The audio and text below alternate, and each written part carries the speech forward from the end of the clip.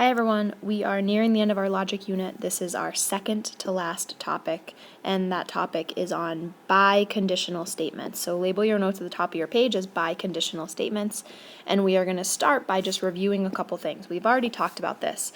A conditional statement is a statement that is written in the form if P,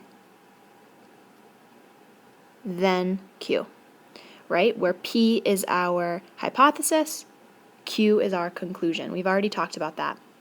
Now let's just write an example here.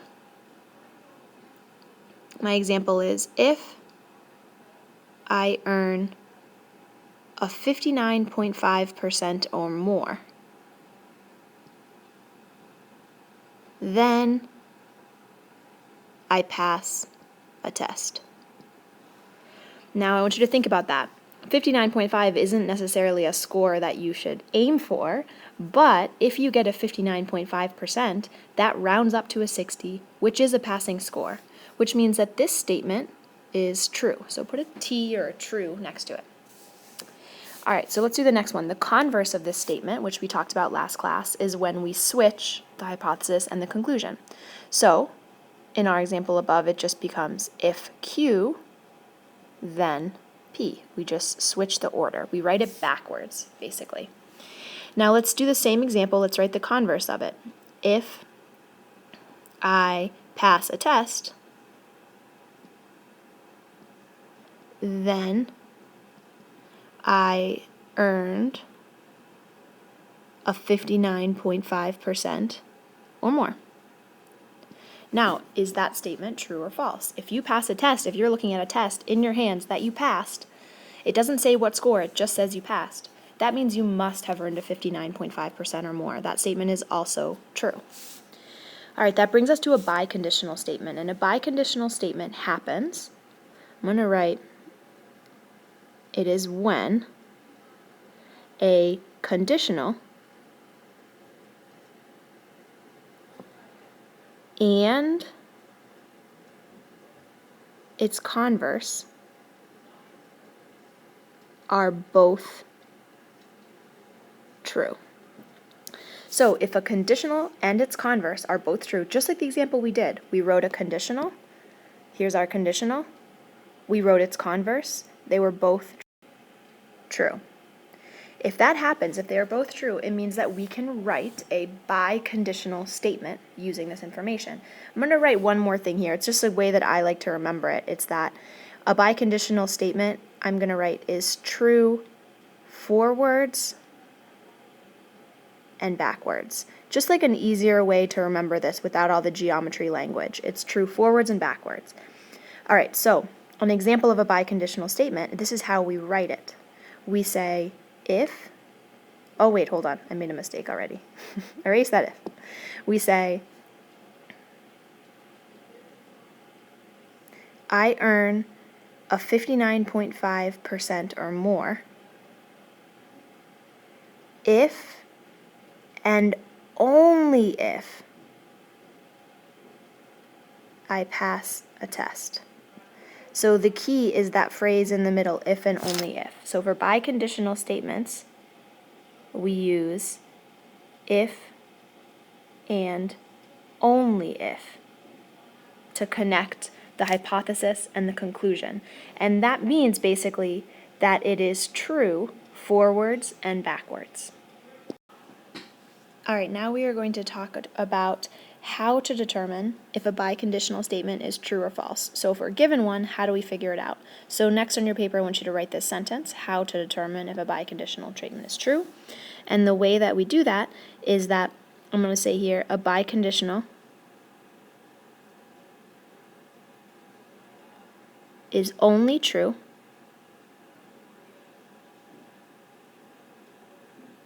when it's conditional and converse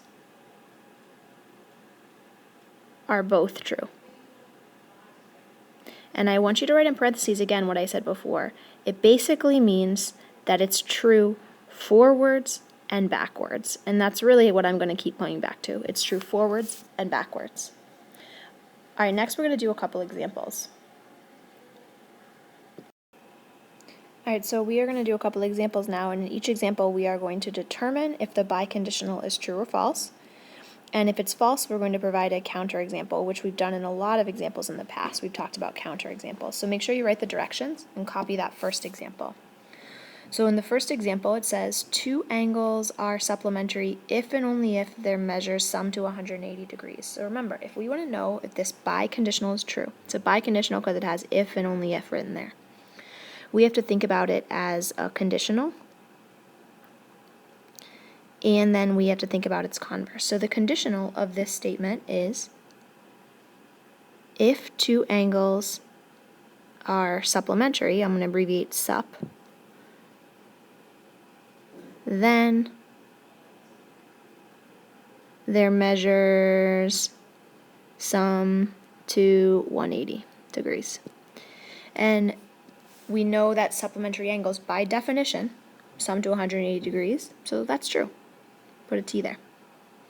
All right, now we have to think about, so that's forwards. I just proved that this is true forwards. Now we have to think about the converse of this statement. And the converse of the statement is when I switch the hypothesis and the conclusion. So I'm going to write if two angles measures sum to 180, yeah, then they are supplementary or sup. Now think about that statement. If two angles measure sum to 180, then they are supplementary. Our hypothesis, if it's true, the conclusion must be true. So that is also a true statement.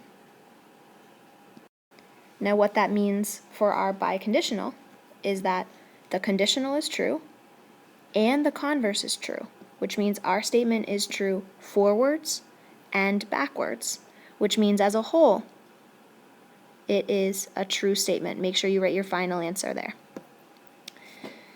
All right, so our next statement says, I am late to school if and only if I miss the bus. So we are going to write this first as a conditional. We're going to write it forwards. The conditional would be if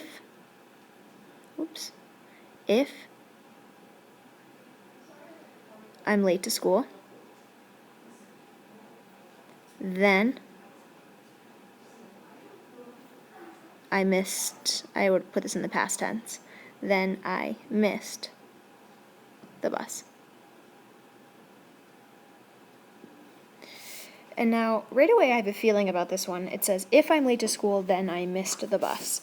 And this conditional statement, if we think about, okay, assume that the hypothesis is true. What if you are late to school?